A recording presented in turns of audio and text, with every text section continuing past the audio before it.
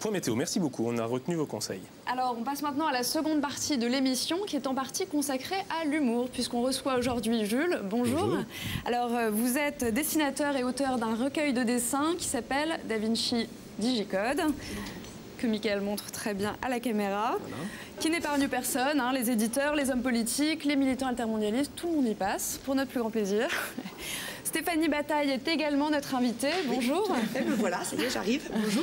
Alors, vous venez nous parler des hommes que vous maltraitez gentiment dans votre One Woman Show, oui. À voir à partir du 6 août à la Comédie de Paris. Tout à fait. Je suis au Palais des Glaces actuellement et à partir du 6 août, comme vous le dites très justement, je suis à la Comédie de Paris. Bravo. Enfin, on aura des chroniques musique avec Édouard Charruy qui nous parlera de deux groupes.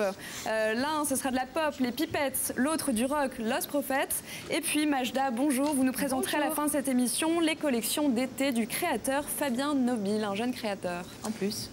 Et on va commencer avec vous, Jules. Alors, Bérangère le disait, hein, vous êtes auteur de bande dessinée, vous êtes aussi normalien, agrégé d'histoire et spécialiste, notamment de la Chine.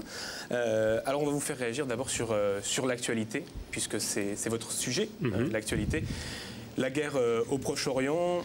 Ah, je pensais que vous alliez embrayer sur le crachet de Bigorneau. J'étais prêt, j'avais révisé tout. Et... Alors, on peut commencer par ça si vous le souhaitez. Qu'est-ce qui vous inspire en tout cas dans l'actualité? Le Hezbollah devrait vraiment arrêter ses tirs de Bigorneau sur Haïfa. D'accord. Est-ce que ça vous inspire comment on dessine une guerre telle qu'elle se présente aujourd'hui? Le problème avec ce genre de thème, c'est qu'à la fois, c'est ce qu'on appelle un peu les marronniers, c'est-à-dire qu'il n'y a rien qui ressemble plus à une guerre qu'une autre guerre. Il y a le côté complètement tragique, épouvantable des images qu'on peut voir et de la réalité du terrain. Et c'est difficile de le traiter sans à la fois tomber soit dans une espèce de catastrophisme ou un peu un genre d'allégorie avec des histoires de colombes de la paix, etc., qui ne sont pas toujours finalement très, très intelligemment utilisées.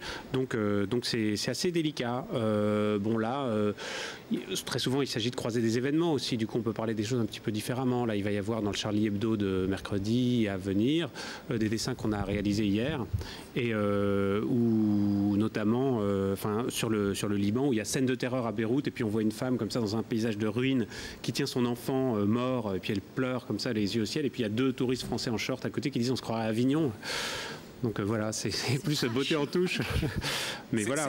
C'est beauté en touche ou de temps à autre sur certains sujets, il y a un engagement de votre part? Non, il y a de toute façon à chaque fois un engagement et un angle. C'est-à-dire qu'il y a une espèce de valeur éditoriale du dessin de presse qui est très forte, c'est à la fois très visible et ça engage vraiment l'auteur.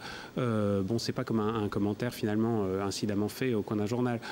Donc bien sûr, on est au premier plan et voilà, mais c'est à la fois... Quand il y a des sujets qu'on a du mal à traiter, finalement, en les traitant un petit peu par le petit bout de la lorgnette ou par l'absurde, justement, en déminant les choses un petit peu graves par l'absurde, ça permet de dire des choses parfois intéressantes. Alors, Mickaël le disait, vous êtes normalien. Est-ce que c'est pour avoir cette plus grande liberté de ton que vous êtes devenu dessinateur À vrai dire, j'ai jamais eu l'impression, dans un travail d'enseignant ou de chercheur, d'être bridé. Mais c'est vrai que c'est un cadre très particulier, c'est plus académique.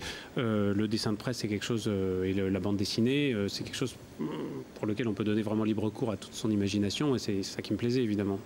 Sur le dessin de presse, sur la place du dessin de presse aujourd'hui, dans le panorama de la presse française, quel regard vous portez sur la façon dont se porte le dessin de presse? C'est particulier parce que la France a une tradition très forte pour ça. Donc, au regard d'autres pays européens, on peut considérer qu'il y a vraiment pas mal de choses qui se font. Bon, il y a peu de journaux finalement où il n'y a pas de dessinateur. Le moindre bulletin municipal a son dessinateur, de même que les grands quotidiens ou tous les magazines emploient du dessin de presse. D'ailleurs, je suis assez frappé. Enfin, en gros, il y a du boulot pour tout le monde. Hein, s'il y a des gens qui veulent postuler, parce que bon, enfin, le moindre hobby ou la moindre catégorie socio-professionnelle a son magazine. Je suis sûr qu'il y a CRS Hebdo, plongée sous-marine en eau chaude et plongée sous-marine en eau froide hebdo. Enfin, c'est-à-dire qu'il y a à peu près tout ce qui peut exister existe en presse. Il y a quand même beaucoup plus de photos que de dessins. Il y a plus de photos, mais bon, il y a plus de photographes, hein, tout simplement. Je pense que la plupart des dessinateurs que je connais et des dessinateurs de premier plan travaillent pour pas mal de journaux. C'est très rare ceux qui sont entièrement dévolus à un journal ou à un autre. Je pense pas, sans doute Viaz, au Nouvel Obs, dessine essentiellement là-bas. Mais sinon, je veux dire, les gens du Canard enchaîné, parfois certains sont juste au Canard, mais beaucoup tournent. Cabu est à la fois à Charlie Hebdo et au Canard enchaîné. Pétillon fait de la bande dessinée dans l'Écho des Savanes. Donc, bon, voilà, c'est Et au-delà de ces grands varié. noms, c'est pas difficile pour un jeune dessinateur qui veut intégrer un Non, au un contraire, journal, un magazine non, c'est très ouvert. Mais il n'y a pas beaucoup de gens, c'est singulier d'ailleurs, qui s'intéressent au dessin de presse. Il y a des gens qui sont un grand talent graphique, mais alors ils vont dans les jeux vidéo, ils font de la com visuelle, des choses comme ça, qui sont des choses moi qui m'intéressent pas particulièrement. Ou bien c'est très masculin aussi d'ailleurs. Il y a très très peu de filles qui dessinent. Pourtant sortant des écoles de dessin, il y a beaucoup de filles. Et puis enfin la plupart des dessinateurs de presse n'ayant d'ailleurs pas fait d'école de dessin. En général, c'est des gens qui font ça un petit peu, qui ont des trajectoires atypiques. Mais souvent ces filles vont vers soit l'illustration jeunesse, des choses comme ça.